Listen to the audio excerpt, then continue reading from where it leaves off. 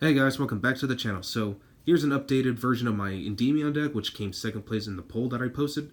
So I figured I'd just, like I said, keep starting off the new year really good. And you know what? This is actually a favorite deck of mine now because there's just so many possibilities you can do with it. Now, keep in mind, it's not my absolute favorite deck. In fact, if I had to choose what my favorite deck would be, it'd probably still be Dinosaurs. But we're not talking about that right now. Anyway, I decided to go back to this deck and make a few changes here and there. The previous build, which had Crystal Wing Synchro Dragon, is good, but I never really see it too often. So I decided, you know what, I don't really need Crystal Wing. I'm gonna just go back to, just take a step back to one of my older builds and try something different. So uh, this deck's still 40 cards, and I decided to also cut a card from my main deck, as well as the extra deck, and again just kind of like work around like what I wanted to do with it, and yeah, just go from there. Of course, I'm gonna give you guys a combo video this time around, and thankfully my head is more into it this time than last time, because last time my head was way out of it, especially because I had the flu, so that was really embarrassing. So yeah, all right, let's not waste any more time. Starting off with the main deck, 3 copies of Servant of Endymion. Shout out to my friend Owen who got me the super rares from the OTS packs. I'm really happy with these. These look great. Honestly, she should have been a super rare from the very beginning, so, but oh well. But generally, yeah, you get 3 spell counters on her. You can turbo out Jackal King just to avoid cards like Appaloosa or any other hand trap, so that's really nice. 2 Mighty Master. He negates spells and traps. Also, he can pop cards thanks to his badass Pendulum effect, so nothing else to say about that. Got Reflection of Endymion. She's a compulsory evacuation device, and also the fact that she special summons from hand, similar to Servant of Endymion. That's pretty neat too. And she's level 7 too, so you can also go into cards like Absolute Dragon if you needed to, and yeah, just go from there. Only running 1 Magister of Endymion. I know some people go 2 and 1 with Magister, or 2 Reflection, 1 or not Magister, or not Master, Magister. 2 Magister with 1 Reflection, or 2 Reflection with 1 Magister. Honestly, it's really up to you guys and how you want to play it. Personally, I like to go 1 to 1 because these are searchable. So yeah, I just don't like to have too many of them, and the fact that you can only special summon each of them Endymions except Mighty Master once per turn, that's the only reason why I'm running 1 and 1. Next, for the Mythical Beast, I'm only running the 2 Jackal King as well as the 1 Garuda.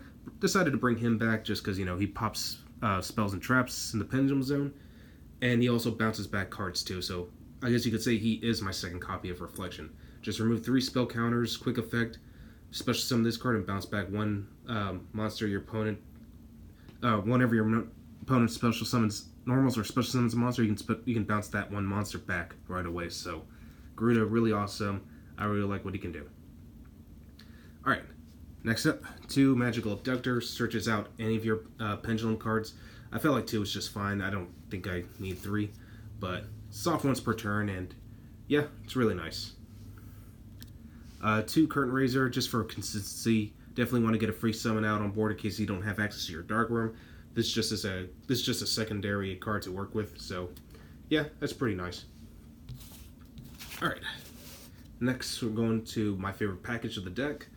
3 copies of Chronograph, as well as 1 Time Gazer, although I do kind of have a love-hate relationship with this engine, just because, Time Gazer can be a dead card if you open it up, so if you do, might as well just get rid of it with Allure Darkness. But overall, the Chronograph makes Time Gazer a pretty nice extender, definitely just to get you access to Electromite and some other cards.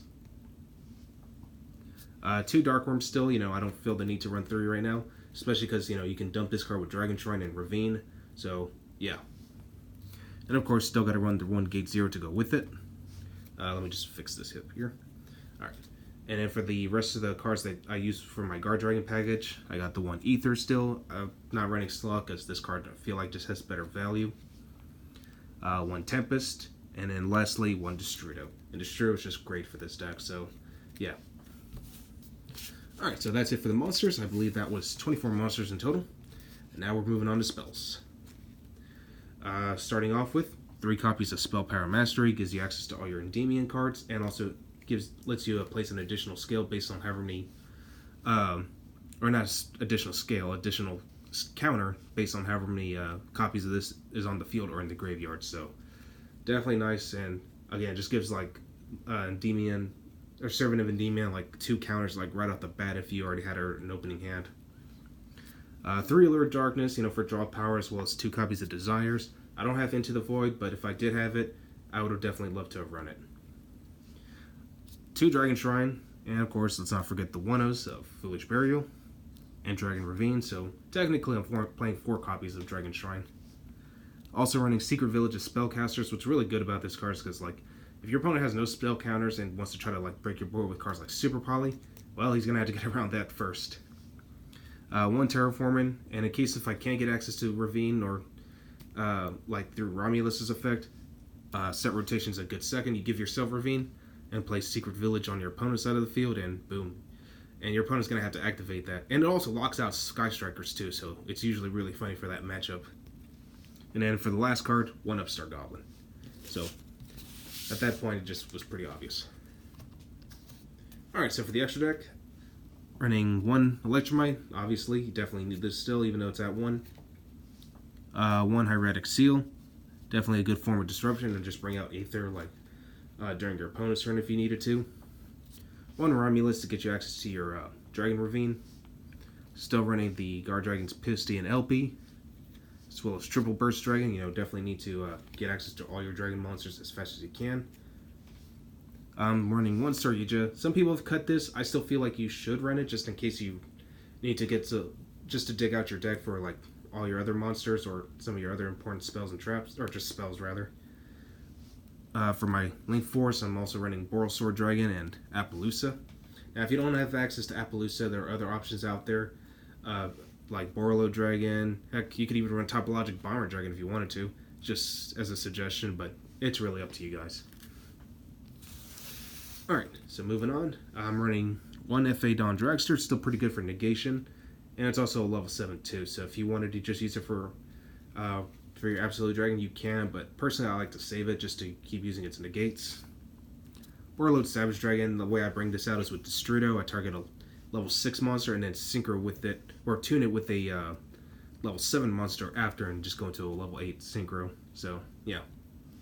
But the one I like to go into the most is Clearwing Fast Dragon. I usually target Servant of Endymion because she's the only viable target I have with it. Target it with Destrudo, and then boom, free Clearwing Fast Dragon. Negates, and it also reduces your opponent's monsters' attack points to 0, so that is really nuts. And the fact that it's a Pendulum monster, if it gets destroyed, you could Pendulum summon right back out, so boom. Next one, Odd Eyes Meteor Burst Dragon. Just a good way to get, like, just to summon out a monster from your Pendulum Zone, like, let's say, Mighty Master or Gate 0. You can easily go into the Absolute package of, Odd Eyes Absolute Dragon, and then Vortex Dragon right after, so it's just, a really good extender piece. I never find anything wrong with it. And plus, in the battle phase, your opponent can't activate monster effects, so if you wanted to do it this way, you could actually potentially make both of these monsters together, Odd Eyes Meteor Burst and Clearing Fast Dragon, and just like, just lock your opponent out, and boom, Clearwing Fast Dragon can do his thing, and you can get around some monsters that have that built-in protection, so it just gets nuts. Alright, so for the side deck, it's pretty self-explanatory. 3 Denko Saga, I don't like dealing with backward heavy strategies.